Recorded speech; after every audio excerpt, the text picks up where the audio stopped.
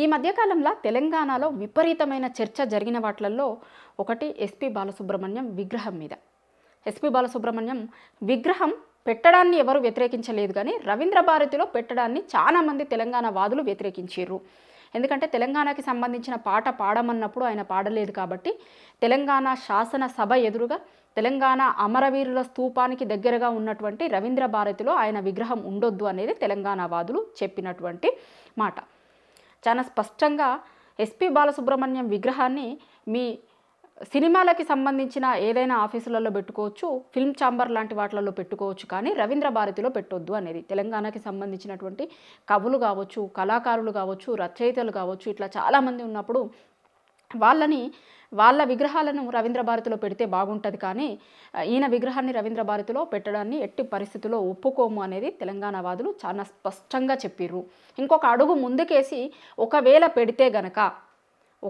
పెడితే దాన్ని అక్కడ ఎట్టి పరిస్థితుల్లో ఉండనియ్యము అనే హెచ్చరికను కూడా తెలంగాణ వాదులు ఇచ్చిర్రు. అయితే నిన్న ఈ విగ్రహాన్ని సీఎం రేవంత్ రెడ్డి గారు ఆవిష్కరించేది ఉండే, ఆయన షెడ్యూల్లో కూడా ఉంది. అది ఆ విగ్రహానికి సంబంధించినటువంటి శిలాఫలకం మీద కూడా ఆయన పేరుంది. అంటే చాలా ముందు నుంచి దాన్ని విగ్రహాన్ని ఆవిష్కరించడం కోసమని రేవంత్ రెడ్డి గారు ఆవిష్కరిస్తారు. ఆయన షెడ్యూల్లో ఉండే ఆ ప్రోగ్రాం ఆయన ఆవిష్కరించాల్సింది ఉండే, కానీ వారం 10 రోజులుగా ఈ ఇష్యూ మీద జరిగినటువంటి చర్చతోని ఆయన వెనుకడుగేసినట్లుగా కనిపిస్తుంది. పేరుకు ఢిల్లీలో ఉన్నారు, ఢిల్లీలో ఆగిపోవాల్సి వచ్చింది. మంత్రివర్గ విస్తరణకి సంబంధించినటువంటి ఇష్యూ కావచ్చు, ఇంకా రకరకాల కార్పొరేషన్లకి సంబంధించినటువంటి చర్చ పైన ఆయన ఢిల్లీలో ఆగిపోవాల్సి వచ్చింది అనేది పైకి చెప్తున్నప్పటికీ కూడా తెలంగాణ వాదుల ఆగ్రహంతోనే ఆయన వెనకడుగు వేసినట్లుగా చాలా స్పష్టంగా మనకి నిన్న జరిగినటువంటి పరిణామాలను చూస్తే అర్థమైంది. ఒకవేళ నిజంగానే ఆయన మిగతా కార్యక్రమాలతోనే ఆగిపోయి ఉంటే కనుక ఆయన షెడ్యూల్లో విగ్రహ ఆవిష్కరణ ఉండకపోతుండే, కానీ షెడ్యూల్ ఇచ్చిన తర్వాత కూడా ఎందుకు వెనకడుగు వేసిర్రు అనేది ఇప్పుడు జరుగుతున్నటువంటి చర్చ.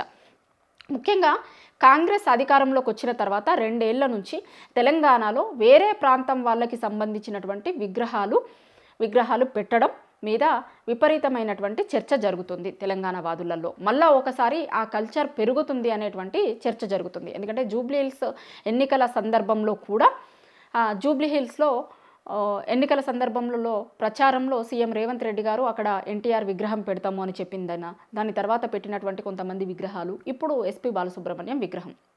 సో ఇదంతా తెలంగాణ వాదులు చూస్తున్నారు. ఇక్కడికి సంబంధించినటువంటి ప్రముఖులకి సంబంధించిన విగ్రహాల ఏర్పాటు పైన కాకుండా వేరే ప్రాంతం వాళ్ళకి సంబంధించినటువంటి విగ్రహాల ఏర్పాటుకు ఇక్కడ ఉన్నటువంటి ప్రభుత్వం సుముఖంగా ఉంది అనేటువంటి మెసేజ్ వెళ్తుంది. తెలంగాణ వాదులు అదే అనుకుంటున్నారు. చాలామంది మేధావులు కూడా మాట్లాడుతున్నారు దాని మీద. తెలంగాణ ఉద్యమం జరిగినప్పటి నుంచి కూడా, తెలంగాణ ఉద్యమం జరుగుతున్నటువంటి రోజులలో కూడా వీటి మీద చాలా పెద్ద ఎత్తున చర్చ జరుగుతుండేది. చాలా సందర్భాలలో దీని మీద చాలా పెద్ద ఎత్తున చర్చ జరిగేది. మేధావులందరూ కూడా మాట్లాడేవాళ్ళు, ఎడిటోరియల్స్ రాసేటోళ్ళు, విగ్రహాలకి సంబంధించినటువంటి దాని మీద చాలా పెద్ద చర్చ జరిగేది. సో తెలంగాణ రాష్ట్రం వచ్చిన తర్వాత అటువైపుగా విగ్రహాలు వేరే ప్రాంతం వాళ్ళకి సంబంధించినటువంటి విగ్రహాలు పెట్టేటువంటి ప్రయత్నం చేయలేదు, కానీ ఒక 2 ఏళ్ల నుంచి ఈ ప్రయత్నాలు మళ్ళా పెరుగుతున్నాయి అనేటువంటిది తెలంగాణ వాదుల్లో ఉన్నటువంటి అనుమానం. సో అందుకోసమని వారం 10 రోజుల నుంచి దీని మీద విపరీతమైనటువంటి రౌండ్ టేబుల్ మీటింగ్స్ జరిగినాయి.